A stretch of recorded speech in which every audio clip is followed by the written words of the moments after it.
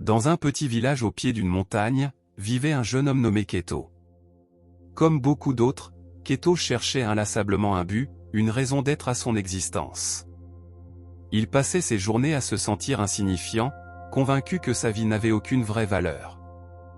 On l'entendait souvent murmurer « Comment puis-je découvrir ma vraie valeur ?» Un jour, il entendit parler d'un vieux maître zen qui vivait au sommet de la montagne, réputé pour sa profonde sagesse intérieure. Keto décida d'entreprendre le long et difficile chemin pour le trouver, espérant que le maître pourrait lui montrer la voie vers l'estime de soi et la croissance personnelle. Arrivé au sommet, il trouva le maître assis en méditation près d'une cascade. Le vieil homme ouvrit les yeux et lui offrit un sourire serein. « Je sais ce que tu cherches, jeune homme, dit-il, mais le chemin n'est pas aussi direct que tu le penses. » Le maître demanda à Keto de s'asseoir silencieusement à ses côtés, non pour méditer, mais pour observer. Il lui montra du doigt une roche au milieu de la rivière. « Cette roche, dit le vieil homme, est frappée par l'eau sans relâche depuis des siècles. Crois-tu qu'elle a perdu son essence, sa valeur, à cause des assauts constants du fleuve ?» Keto regarda la roche, qui semblait immuable. « Non, maître, répondit-il, la roche reste une roche. Sa nature n'a pas changé. » Le maître acquiesça. « C'est exact. Le fleuve peut polir sa surface, mais son essence interne, sa vraie nature, reste intacte. Le monde, avec ses jugements et ses attentes, est comme ce fleuve. Il te frappe, te façonne, et parfois te fait douter de toi-même. Mais ta valeur n'est pas dans ce que les autres voient, mais dans ce que tu es à l'intérieur. » Keto resta silencieux, réfléchissant aux paroles du maître. Le soleil commençait à se cacher derrière la montagne, teignant le ciel d'orange et de pourpre. Il réalisa que la réponse à sa question n'était pas dans un endroit lointain, mais dans sa propre perception de lui-même. Au lever du soleil, le maître tendit à Keto une petite poterie en argile, simple et sans fioriture. « Apporte-la au village, lui ordonna-t-il, et demande combien on t'en donnerait. » Keto fut perplexe. « Seulement cela, maître ? » « Seulement cela, répondit le vieil homme. Mais ne la vends pas, reviens me dire ce que tu as découvert. » Keto descendit la montagne, tenant la poterie avec précaution. Elle était si commune, pensa-t-il, que personne n'en offrirait grand-chose. D'abord, il la montra à un marchand. L'homme l'examina avec indifférence et offrit une seule pièce pour son utilité.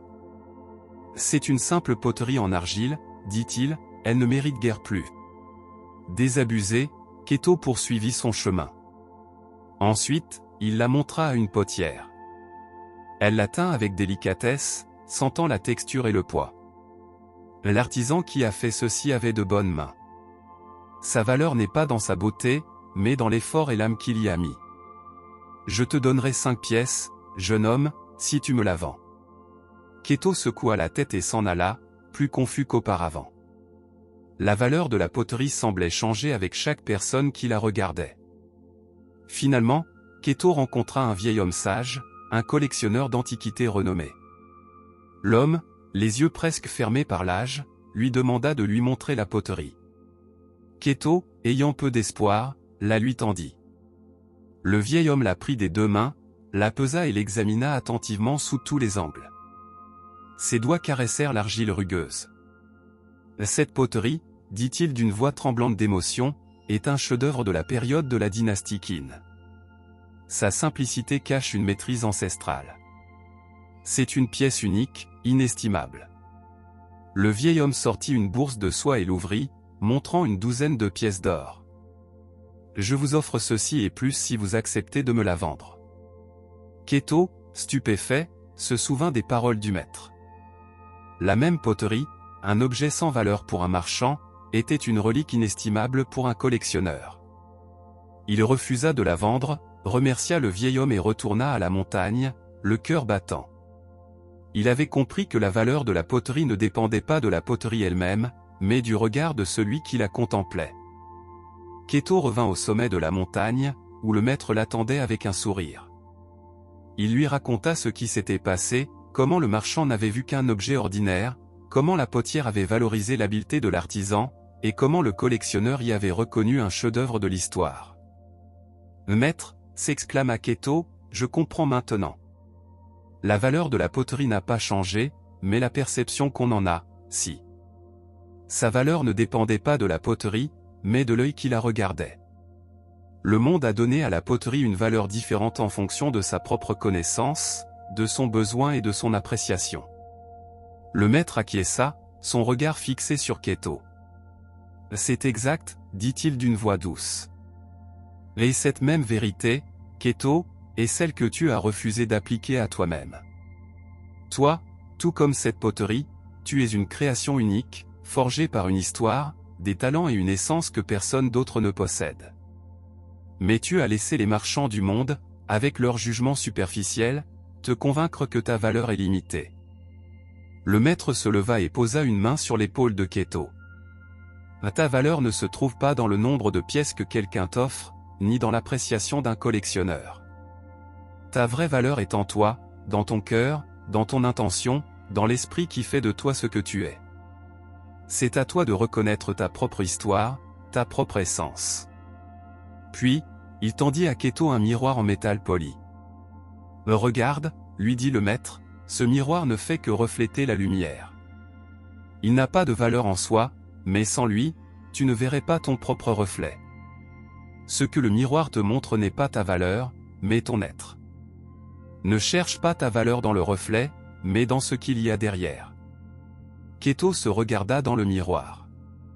Pour la première fois depuis longtemps, il ne vit pas un jeune homme insignifiant. Il vit un homme qui avait gravi une montagne, qui avait appris une leçon profonde et qui était prêt à voir le monde et lui-même d'une nouvelle manière. Son visage s'illumina d'une paix et d'une certitude qu'il n'avait jamais ressentie auparavant. Keto fit ses adieux au maître, le cœur plus léger que jamais. Il ne ressentait plus le lourd fardeau de l'insignifiance. Il descendit la montagne non pas en quête d'une réponse, mais en la portant en lui. Le monde qu'il avait laissé derrière lui n'avait pas changé, mais lui, si. De retour dans son village, il aperçut un petit garçon qui pleurait, inconsolable. Son jouet, une simple figurine en bois, s'était brisé. Keto s'accroupit à ses côtés. Au lieu de lui offrir de l'argent pour en acheter un nouveau, il prit les morceaux du jouet cassé, avec une dextérité qu'il avait toujours eue mais qu'il n'avait jamais valorisée, il les réassembla, taillant les bords pour qu'ils s'emboîtent parfaitement. Le garçon cessa de pleurer et, avec un sourire radieux, serra le jouet réparé dans ses bras. Pour lui, ce simple acte de bonté de la part de Keto avait plus de valeur que n'importe quel objet neuf. À cet instant, Keto ne chercha ni un « merci » ni une récompense. Il se sentit simplement comblé. Il réalisa que sa vraie valeur ne se trouvait pas dans ce qu'il croyait être, mais dans ce qu'il faisait pour les autres, sans rien attendre en retour. Sa valeur résidait dans sa propre essence, dans la bonté de son cœur et l'habileté de ses mains. Il l'avait trouvée, non pas sur une montagne lointaine, mais à l'intérieur de lui-même. À partir de ce jour, la vie de Keto fut complètement transformée. Il ne cherchait plus la validation des autres ni ne se mesurait aux standards du monde. Son but n'était pas d'accumuler des richesses ou de la reconnaissance, mais de vivre avec authenticité, en partageant sa bonté et ses talents avec tous ceux qu'il rencontrait.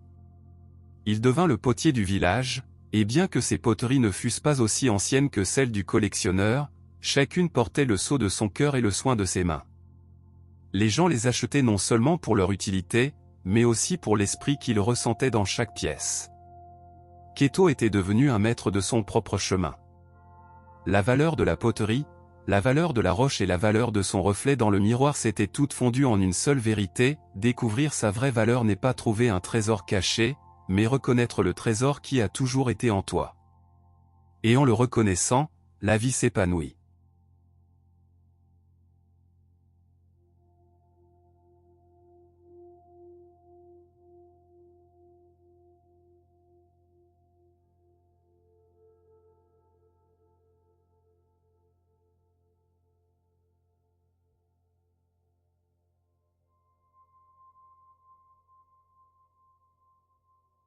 Le pot en terre cuite. Le jeune moine Keto marchait sur le sentier poussiéreux du mont Fuji, ressentant une profonde anxiété. Un sentiment de vide le consumait, malgré les heures de méditation et les années d'études. Il se demandait si l'illumination n'était qu'un mirage et si son but dans la vie était aussi creux que le pot qu'il portait pour aller chercher de l'eau. Il s'arrêta au bord de la rivière, où son maître, le vénérable Janshun, l'attendait, assis sur un rocher. Keto posa le pot sur le sol avec un bruit sourd, et son maître, sans lever les yeux, lui montra une petite mare de boue laissée par les récentes pluies. « Keto, que vois-tu dans cette flaque » demanda Janshun. « Seulement de la boue et de l'eau sale, maître » répondit le jeune homme en fronçant les sourcils. « Prends ton pot » ordonna Janshun. « Remplis-le de cette eau et apporte-le-moi. » Keto obéit. Les mains tremblantes, il plongea le pot dans la mare boueuse. L'eau trouble et la boue se mélangèrent, créant une pâte épaisse. Le bien-être qu'il cherchait semblait aussi inaccessible que la rive opposée de la rivière. « Sens-tu que le pot est plein, Keto » demanda son maître. Keto tenait le pot. Son poids était indéniable, mais le sentiment de vide persistait, comme si la boue ne faisait que le masquer. « Oui, maître, il est plein. Mais ce n'est pas de l'eau claire. Elle est sale, dit-il avec abattement. » Janshun ne répondit pas tout de suite. Il se leva et emprunta un petit sentier qui s'enfonçait dans la forêt. Keto le suivit, portant le lourd pot. Le silence de la forêt était seulement brisé par le craquement des feuilles mortes sous leurs pieds. Ils arrivèrent dans une petite clairière où, au centre, se trouvait un magnifique pot en porcelaine, finement sculpté et d'une brillance impeccable. À côté, une coupe en pierre était remplie d'une eau cristalline, fraîchement recueillie d'une source. « Maintenant, Keto, observe ces deux pots, dit Janshun, en montrant le sien et celui de Keto. Lequel des deux est réellement plein ? Keto regarda son pot en terre, rempli de boue.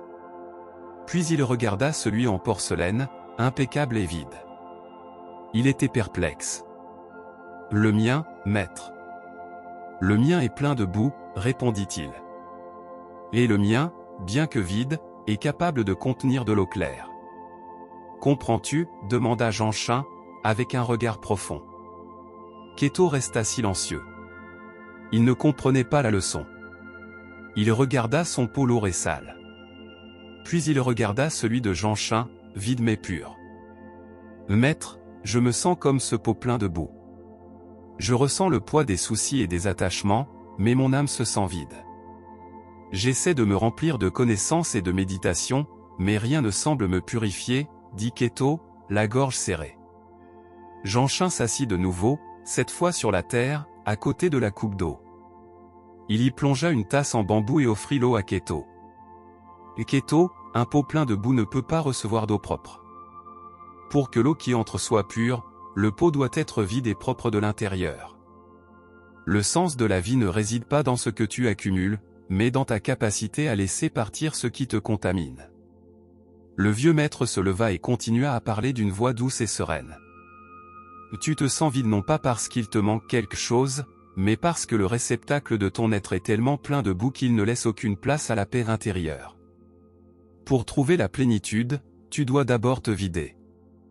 Et cela, mon cher Keto, est un acte de libération. » Keto s'assit à côté de son maître, absorbé par ses paroles. Il regarda son pot en terre et, pour la première fois, ne le vit pas comme un symbole de son échec, mais comme une opportunité. « Mais, maître, comment vider le pot ? J'ai médité sans relâche et j'ai répété les mantras que vous m'avez enseignés, mais la boue ne disparaît pas » demanda Keto, le ton désespéré. Janshun s'approcha de la petite coupe d'eau cristalline. Avec une branche, il la remua jusqu'à ce que l'eau devienne trouble. Keto regarda l'eau claire s'obscurcir. « Le chemin vers le vide n'est pas un acte de force, mais de patience, » dit Janshun. La boue se dépose quand on arrête de la remuer. Elle ne part pas avec un effort violent, mais avec le calme. Pour vider ton pot, tu dois arrêter de le remplir avec plus de pensées et de soucis. Le vieux maître se leva et se dirigea vers une clairière voisine. Il montra une petite fleur de lotus qui poussait au milieu de la fange. « Regarde la fleur de lotus. Elle naît de la boue la plus profonde, mais sa beauté est pure et immaculée. La véritable plénitude ne se trouve pas en évitant la boue, mais en s'épanouissant malgré elle. Le vide n'est pas l'absence de quelque chose, c'est la présence de la possibilité. C'est l'espace qui permet à la beauté d'émerger. Keto comprit. Il ne s'agissait pas de se débarrasser de la boue de sa vie, mais d'apprendre à vivre avec elle sans qu'elle le définisse. Il s'agissait de trouver la pureté au milieu de l'imperfection. Keto retourna à la source et s'agenouilla, tenant son pot en terre cuite. D'un geste serein, il l'inclina et laissa la boue s'écouler lentement sur le sol. La fange se mêla aux feuilles mortes et se perdit dans la terre de la forêt, nourrissant les racines des arbres. Le pot se sentit plus léger.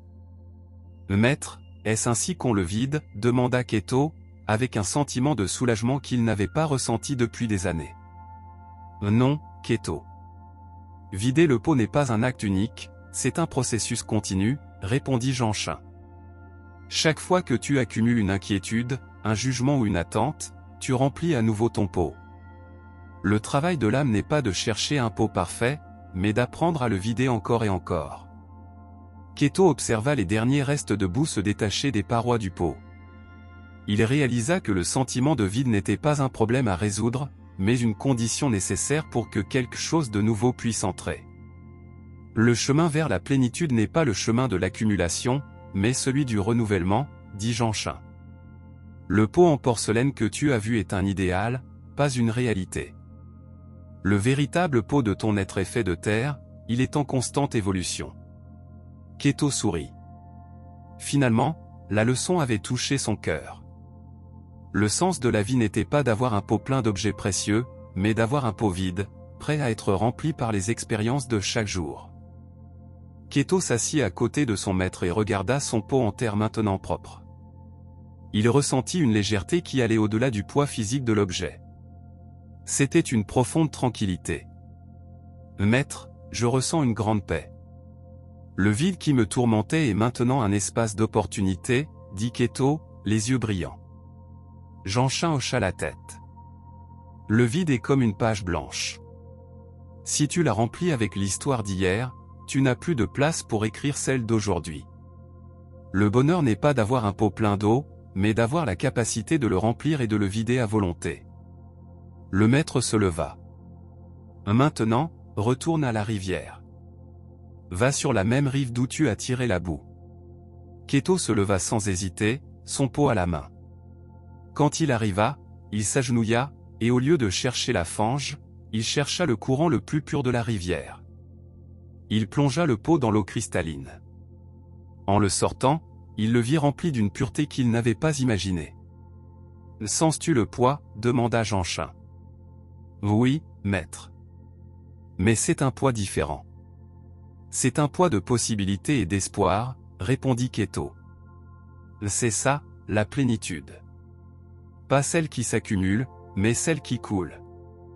Le sens de la vie n'est pas d'accumuler, mais de vivre le cycle du remplissage et du vidage avec gratitude. L'eau que nous buvons aujourd'hui n'est pas la même que celle que nous boirons demain. De la même manière, la beauté et le bien-être de ta vie seront toujours nouveaux, tant que tu laisseras partir la vieille boue. » Keto retourna au monastère avec son pot, maintenant rempli d'eau claire. Chaque pas était léger, comme s'il marchait sur des nuages. Le poids de ses soucis ne pesait plus sur ses épaules. Le pot n'était plus seulement un récipient pour l'eau, il était devenu un rappel de la plus importante leçon de sa vie.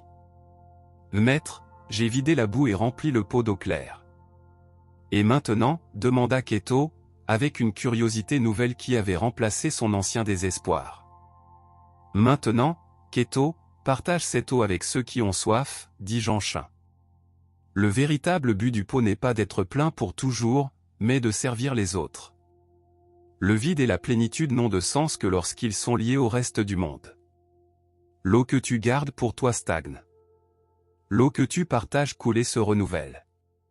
Keto comprit que le chemin de l'éveil n'était pas solitaire.